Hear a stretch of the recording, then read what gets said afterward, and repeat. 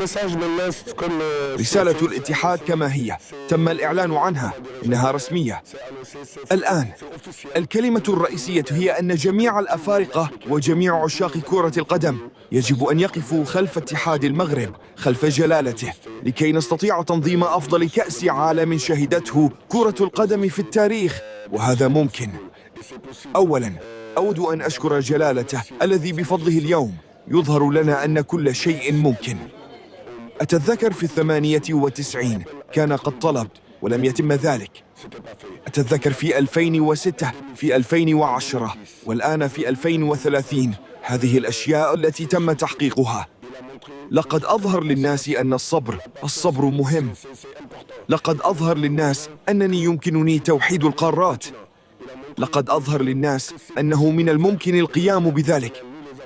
والآن يجب علينا نحن الأفارقة أن نتحمل مسؤوليتنا. مسؤوليتنا هي ماذا؟